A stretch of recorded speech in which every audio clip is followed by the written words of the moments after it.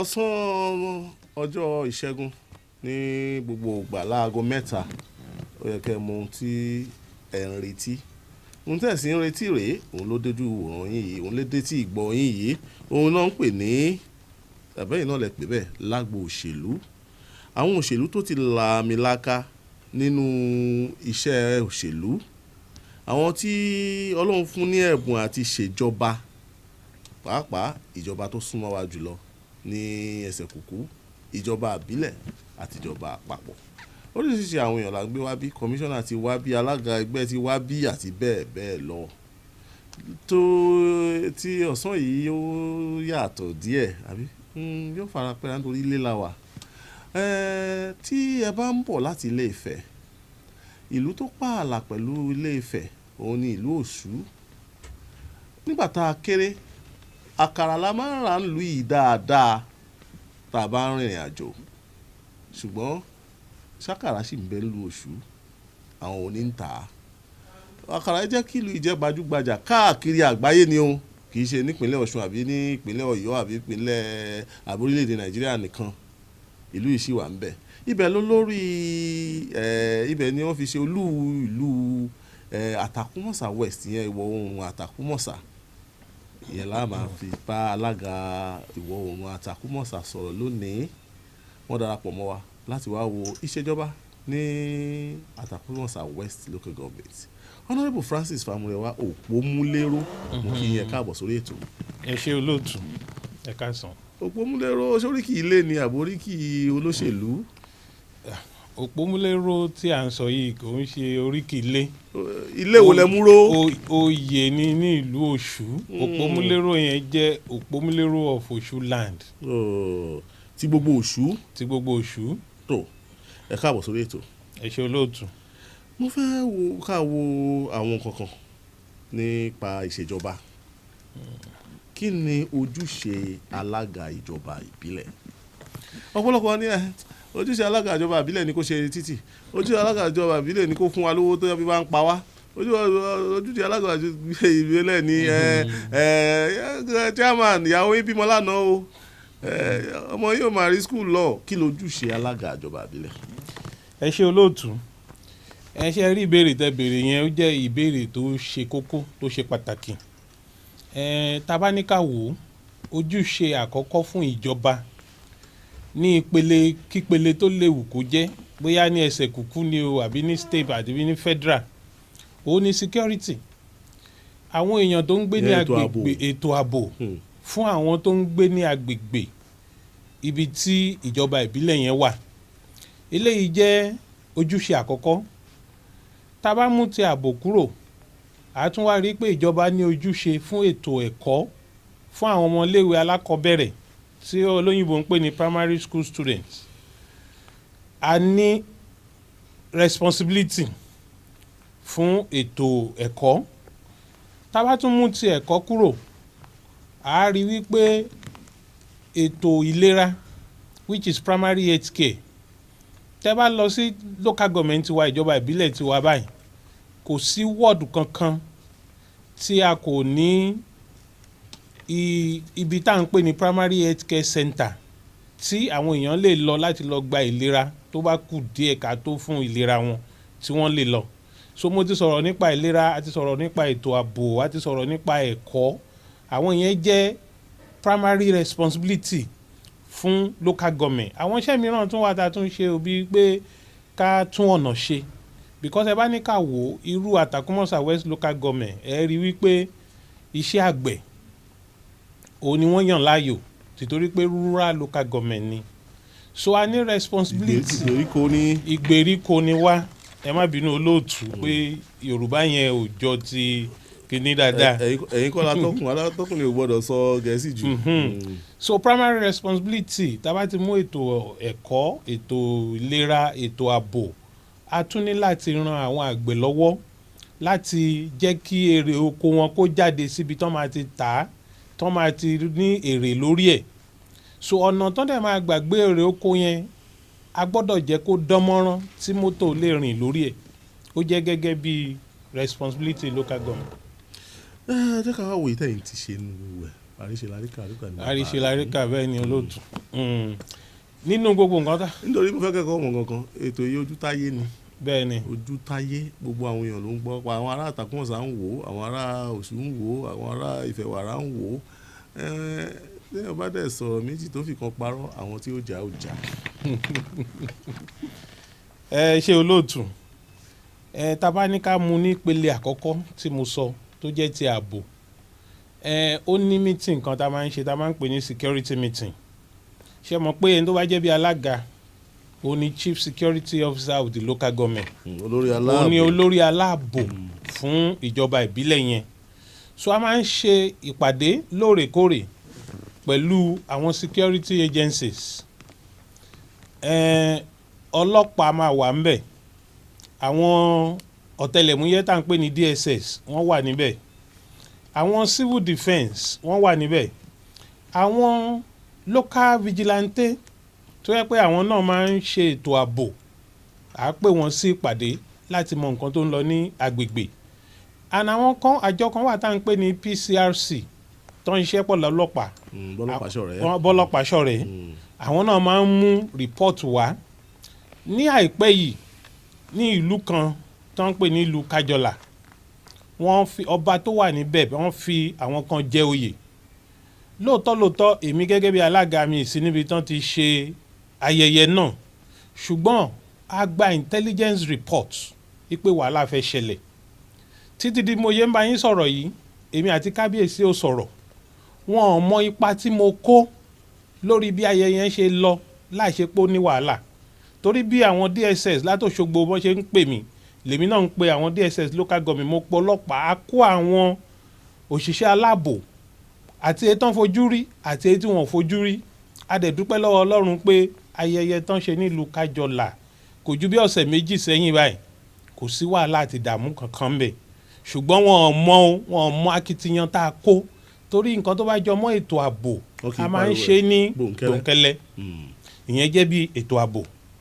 ṣé ẹ lè sọ kẹfọwọ́ sọ̀yà pé lẹ́yìn àdúgbò mi o nílé ní ìjọba àbílẹ̀ mi o ètò ààbò tó mọ́yán lórí wà ń bẹ̀. mo lè fọwọ́ ẹ̀ gbáyà wípé ní Àtàkùnmọ̀sà West Local Government ètò ààbò tó dájú ó wà níbẹ̀ kò síbi tí kò sí problem o bọ̀ àwa máa ń try láti prevent ẹ̀ ní ẹ rí pé àwọn kan rọ̀b lórí express tó bá ń bọ̀ láti Ìbàdàn àbí Ifẹ̀ tó ń gba orí express yẹn bí aago méje náà máa ń rọ̀b láti bí aago méje sí aago mẹ́sàn-án náà máa ń hùwà ìbàjẹ́ yẹn níbi oṣù mélòó kan sẹ́yìn a mú àwọn gáǹgì kan bẹ̀ tí a dẹ̀ fà wọ́n lé ìjọba lọ́wọ́ pẹ̀lú àwọn ọlọ́pàá náà la fi mú wọn o tẹ́tẹ́ bá tún wá ń bọ̀ látòrí express yẹn tẹ́ fẹ́ yà sí Ìbòdì ẹ rí i pé igbó tó ga ibẹ̀ ti dàbí forest àwọn jàǹdùkú máa ń fibẹ̀ ṣe ilé láti hùwà ẹbí wọn ẹ lè má rántí bó ṣe rí mọ́ tẹ́lẹ̀ ṣùgbọ́n àwa a lọ síbẹ̀ yẹn a clear ibi tó máa ń sápamọ́ sí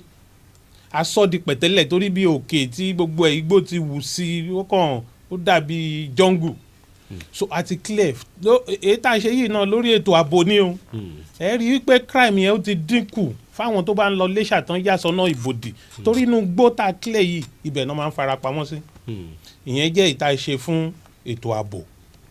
Ẹ jẹ́ ká bọ́ sí ètò ìlera màá fi kan ṣàpèjúwe fún yín ìlú kan wà tó ń pè ní Òkè Ọ̀sìn ní ward 7 of the local government ìjọba tó wà kémi tó débẹ̀ wọ́n ti kọ́ health center fún wọn health center yìí wá wó ṣùgbọ́n àwọn aráàlú Ọ̀sìn wọ́n gbìyànjú o torí wọ́n wá fún wọn ní temporary allocation wọ́n fún wọn ní temporary location wípé ẹ máa lò bí fún ìgbà díẹ̀ wọ́n dẹ̀ ń lò ṣùgbọ́n nígbà táwa débẹ̀ a lọ bá àwọn aráàlú Ọ̀sìn a ní ẹ fún wa ní ilẹ̀ tí wọ́n dẹ̀ fún wa lẹ́ni olóòtú àti bá wọn kọ́ health center yẹn la pè ní Kàfáyà Oyètọ́lá health center Òkè Ọ̀sìn a kọ́ láti ìbẹ̀rẹ̀ ni kò ń ṣe pé bóyá a tún ṣe o kò ń ṣe pé bóyá wọ́n ti kọ́ débì kan a kọ́ láti ilẹ̀ pẹ̀pẹ̀ health center náà kò dẹ̀ ń ṣe pé a kọ́ lásán ó yẹ ká ti ṣe ayẹyẹ tí à ń pè ní commissioning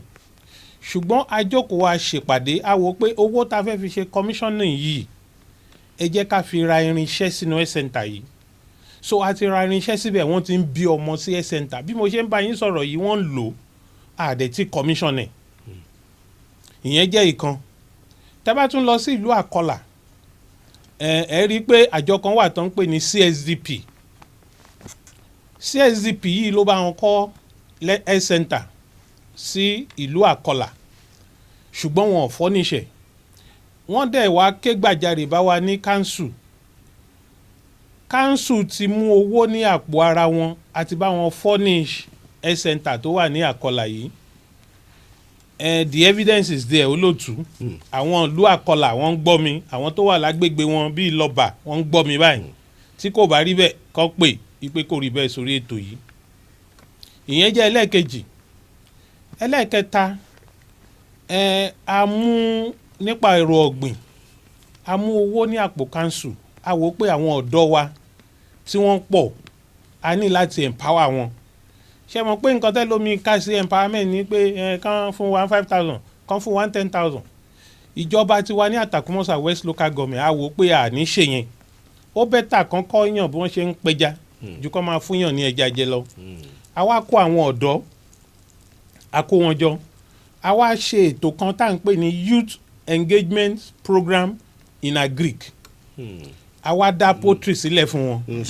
iṣẹ́ ọ̀gbìn ni but èyí fún poultry fún adìyẹ tó ń yẹ́yin àti broiler tó ń pajẹ so local government ń ṣe fún àwọn ọ̀dọ́ a tún kó àwọn obìnrin tó ń lọ síbi 150 kò ń ṣobìnrin nìkan ọ̀bọ̀ obìnrin ló pọ̀ jù mẹ́ àwọn ọkùnrin díẹ̀díẹ̀ náà wà nù wọn a ṣe partnership pẹ̀lú iléeṣẹ́ kan tó ń pè ní one community one industry a kọ́ wọn bọ́n ṣe ń ṣe irú a kọ́ wọn bọ́n ṣe ń ṣe àdíàgbọn a kọ́ wọn bọ́n ṣe ń sin ìgbín. lẹ́yìn tẹ́ ẹ kọ́ wọn tán tí wọ́n fi ṣiṣẹ́ ṣe.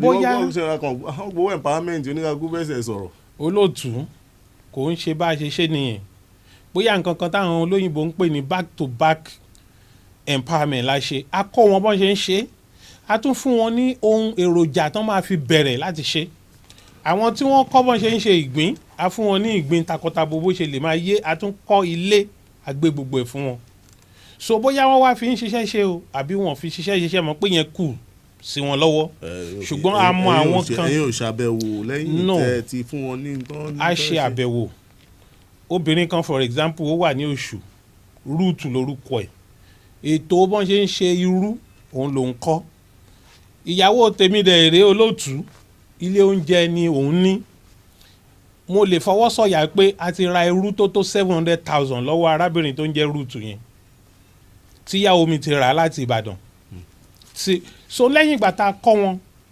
àwọn tí wọ́n ń ṣe nu wọn a tún bá wọn rajà ó jẹ́ èyí tá a ṣe olóòtú.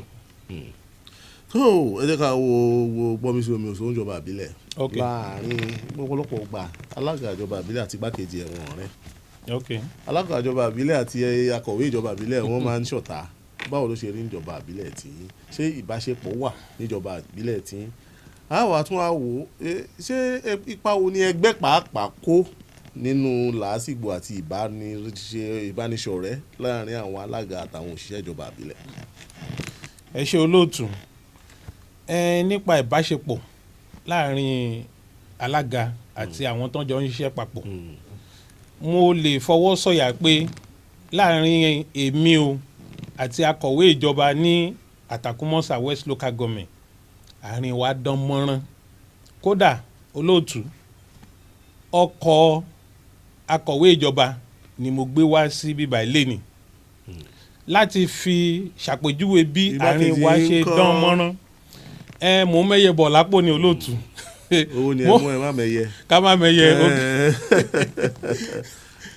láàrin àwa àti igbákejì ní ọkàn tèmi àjọṣepọ̀ tó dán mọ́rán wà ṣùgbọ́n olóòtú ṣé ẹ mọ̀ pé tó bá jẹ́ igbákejì àwọn náà máa ń ní èròǹgbà tí olóyìnbó ń pè ní ambition wípé ó wu àwọn kí àwọn gan wà ní ipò tí alága yẹn wà ṣùgbọ́n àwọn tó jẹ́ igbákejì mìíràn ṣé ẹ mọ̀ pé wọ́n máa ń sáré kọjá kádàrà wọn ò dẹ̀ mọ̀ wípé gbogbo nǹkan ní ìgbà tí àkókò wà fún ní Ọ̀ṣù igbákejì tèmi ó wù ú kó jóun ló wà ní orí àlééfà.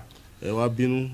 mi gbọ́dọ̀ bínú a gbọ́dọ̀ bínú torí wípé nílé ayé tá wà yìí olóòtú ìwà Táyé Kẹ́hìndé kò jọra a gbọ́dọ̀ mọ̀ bá ṣe máa bára gbé ní àlàáfíà irú igbákejì náà ó yẹ kó rò wípé gbèǹdéke ọdún 3 péré ká tó ṣẹ́jú ká tó dijú ká tó là ọdún 3 ti gbé àǹfààní á wá ṣí sílẹ̀ fún igbákejì tọ́lọ́run bá kọ́ torí bíbélì ní kò sẹ́ni tó lè rí ohunkóhun gbà láì kí n ṣe pé a fi fún látọ̀run tí ọlọ́run bá kọ́ kó rí bẹ́ẹ̀ àdúrà wa náà ni pé àwọn tó ń bọ̀ látẹ̀yìn kán débi tá a dé kán tún jù bẹ́ẹ̀ lọ.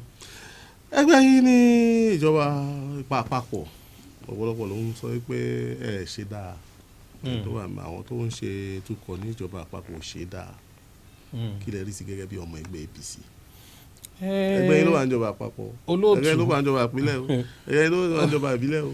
olóòtú tí n bá ní kí n sọ bí mo ṣe rí bí ọmọ ẹgbẹ́ APC ó máa dàbẹ́ ní pé mi sọ òótọ́ ẹ jẹ́ kí n wo bí mo ṣe rí gẹ́gẹ́ bí ọmọ Nàìjíríà rere tí mo fẹ́ ìlọsíwájú fún orílẹ̀-èdè Nàìjíríà.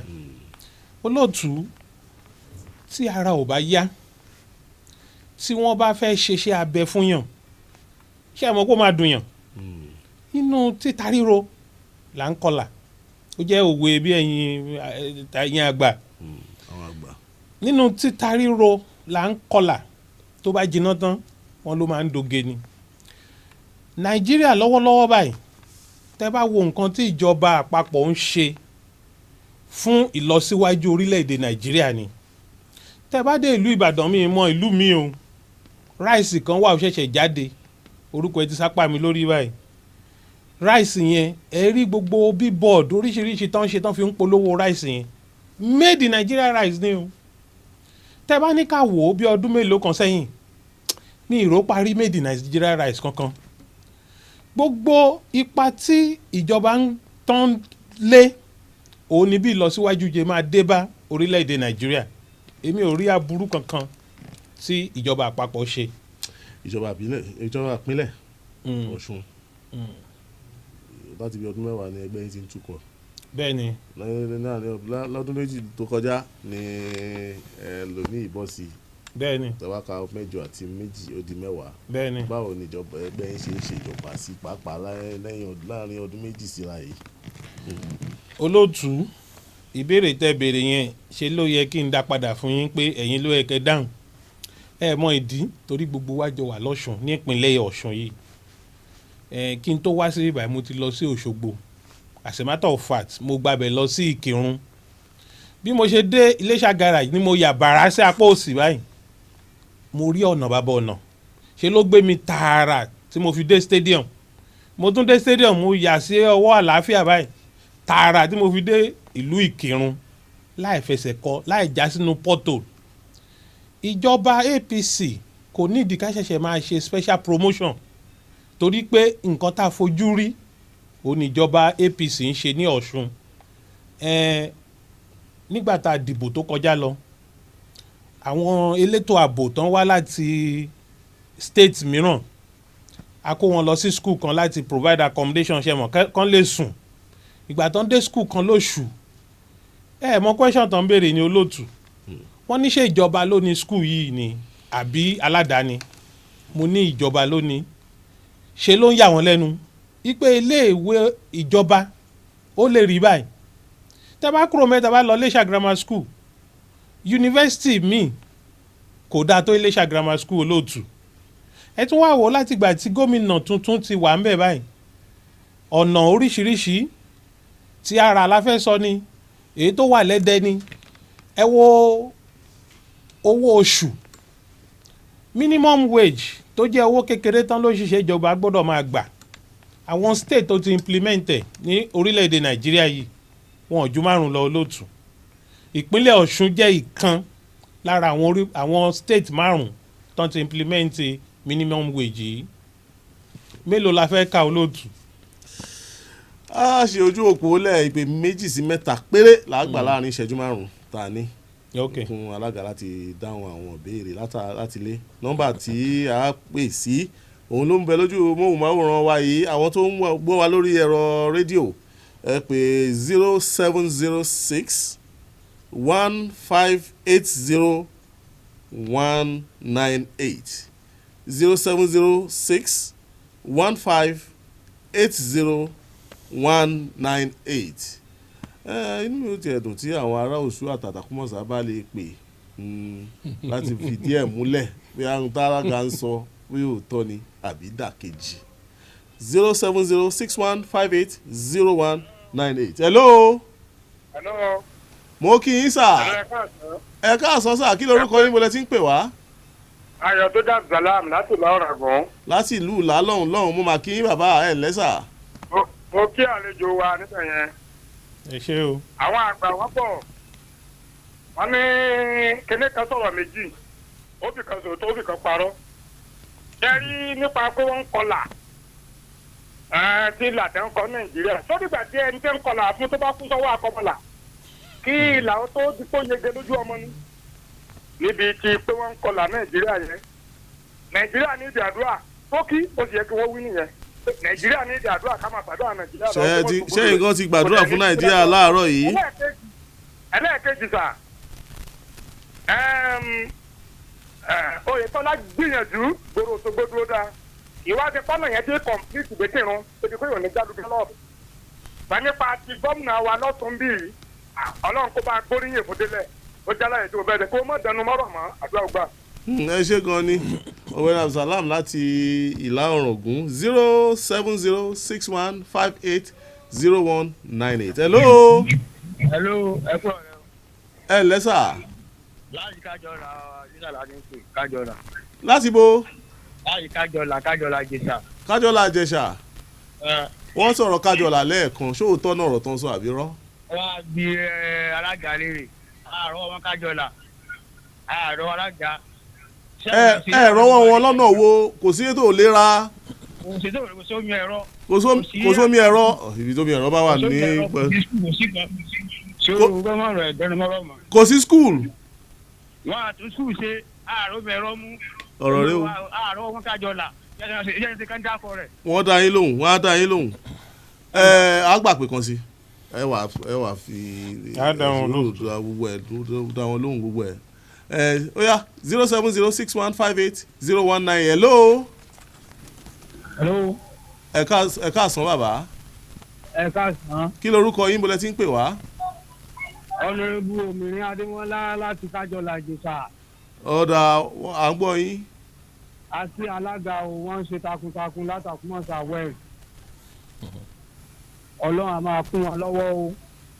Ṣẹ́yìn rọ́wọ́ wọn Kájọlá bọ́n ṣe sọ ẹnìkan náà ò rọ́wọ́ wọn o. Hello. Àti alága wọ́n ń ṣiṣẹ́ takuntakun látàkùmọ̀sá west. Ẹ ṣé. Ọlọ́run a máa kún wọn lọ́wọ́ o. Ṣẹ́yìn rọ́wọ́ wọn Kájọlá àbẹ́ ẹ̀ rọ́wọ́ wọn. À ń rí ọwọ́ wọn nípa ààbò, à ń rọ́wọ́ wọn nípa ìlú títúnṣe. Ẹ ṣé gan ni. Ọlọ́run á máa ràn wọ́n lọ́wọ́ o. Ẹ ṣé gan ni àti oyè ohun tá a fẹ́ yọ. Alága ọ̀rọ̀ rí ọ̀rọ̀ ti di méjì ní Kájọlá. Ó ti di méjì ẹni tó pè láti Ọ̀tàn. Lákọ̀ọ́kọ́ mo dúpẹ́ lọ́wọ́ gbogbo àwọn tán ń pè wọlé. Ìyẹn fi yé wa wípé wọ́n ń bá ètò yìí lọ wọ́n dẹ̀ ń gbọ́ ní ibi tó súnmọ́ àti ibi tó jìnnà náà ti ń gbọ́. Wọ́n gbọ́. Lórí bàbá tán pè láti Ọ̀tàn lóòótọ́ ni Nàìjíríà nídìí àdúrà ṣùgbọ́n Bíbélì fi yé wa pé ìgbàgbọ́ láìsí iṣẹ́ òkú ni. Kí wọ́n má bínú gbogbo nǹkan tá a rí Nàìjíríà mọ̀ pé ọ̀rọ̀ coronavirus yìí ó tún kó bá ọ̀rọ̀ ajé Nàìjíríà ṣùgbọ́n mo fẹ́ fi dá wọn lójú pẹ̀lú àdúrà lágbára Ọlọ́run pé ọmọ wa ò ní kú sọ́wọ́ oníkọlà. Kò sí orílẹ̀-èdè tó develop ní gbogbo àgbáyé tí wọ́n la làásìgbò kan kọjá. Tẹ́ bá wo orílẹ̀-èdè China olóòtú nígbà tí àwọn ò lè bọ́ ẹnu ara wọn. Orílẹ̀-èdè Amẹ́ríkà wọ́n fi load of rice thousands of rice wọ́n fi ránṣẹ́ sí wọn ní orílẹ̀-èdè China. Ẹni tó jẹ́ ààrẹ wọn ó ní rice yẹn ò ní wọlé pé tí wọ́n bá ti lè bọ́ ẹnu ara wọn pé tó wá máa kú kó kú. Òun ni wọ́n fi di ẹni tó ń sẹ́ndì gbogbo nǹkan sórí gbogbo àgbáyé. Ọlọ́run á bá wa ṣe wọ́n ti ní àdúrà ní ọ̀rọ̀ Nàìjíríà gbà a nígbàgbọ́ pé Ọlọ́run á bá wa ṣe. then ẹni tó pè láti Kájọlà mo kàn lè ní ìṣẹ́jú kan kí n fi sọ ọ̀rọ̀ Kájọlà.